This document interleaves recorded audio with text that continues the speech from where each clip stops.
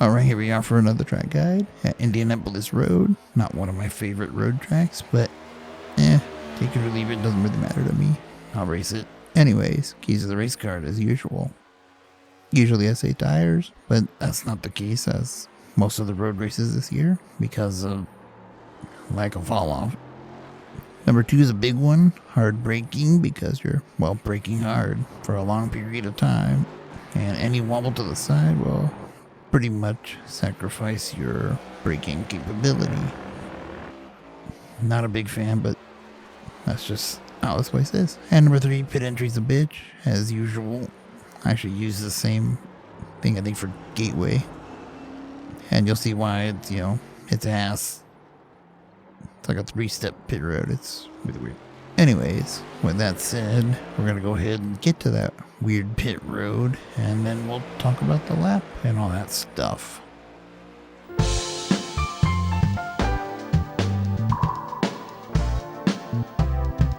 Alright, making our way to pit road. I'm in first gear, shifted up to second, and now we're looking at the right here. I got on the grass there and about killed myself, but you get the point. You gotta make this thing, and there you'll see the cones for pit speed entry, which I believe I listed at 40 miles per hour. Right at the yellow cone. We're gonna fast forward this because it's really slow. I mean, it's the slowest feeling pit road because of that speed limit.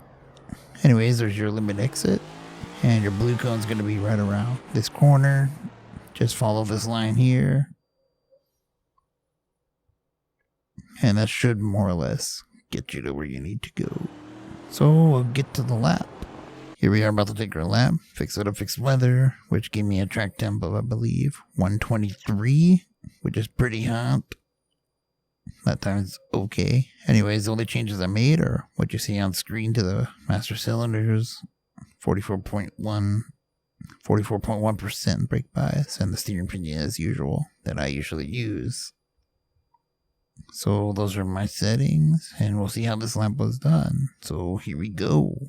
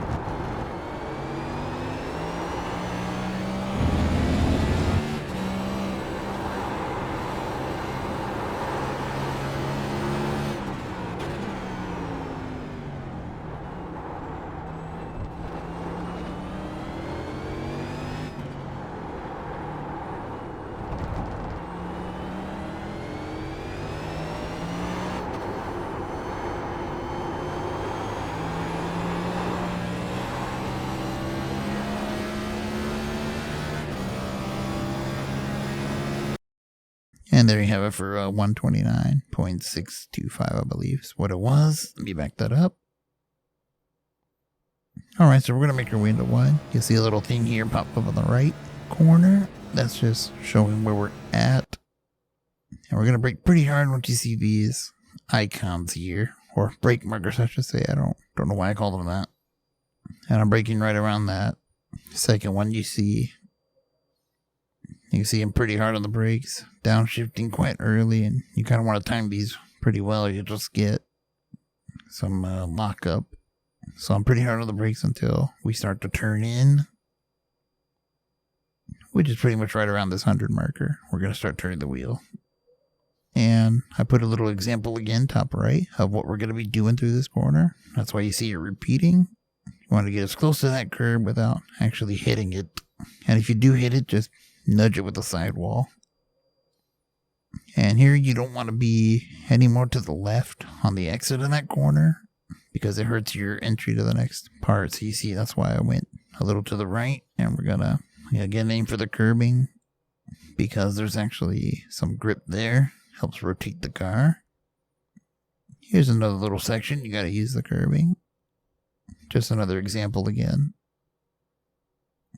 Get alongside this curbing and instantly get on the brakes, enough to let it slow down, and you want to turn right against this next set of curbing because, again, it just grabs the car.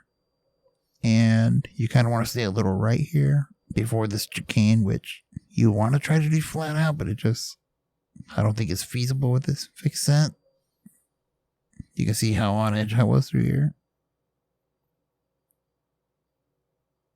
And you can use some of that exit, I guess, the extra track. So here's the next brake zone. We'll see the markers here on the right. There's the first one I'm coming across, and then pretty much right here I'll be getting on the brakes. Again, another example of what we're going for. So hard on the brakes, downshifting to second gear. You could go to first, but I usually don't. And again, once we get to that last brake zone, we turn in. And the same thing as all the other corners at this terribly designed track. Don't touch the curb. It just won't happen. Doesn't like it. All through here, you just want to use the curbs. Set yourself up for each next corner, I would say, or a consecutive corner. Use all the curbing. Use this curbing, but not too much, because it bounces right there. When you're pointed straight, we're going to be getting on the brakes. You can see the marker that I'm looking at, and I want to brake as straight as possible, like mentioned earlier, because this car locks up pretty easy. So get as close to this wall before the 100 marker, and we're going to turn in just like we did turn 1. In second gear, trail brake a little bit, barely nudge that curb, and you want to get this thing all the way to the right, if possible. To set up this left-hander, that's kind of really hard to see because it's so tight of a corner. And just use the track. You can pretty much use all of it on exit.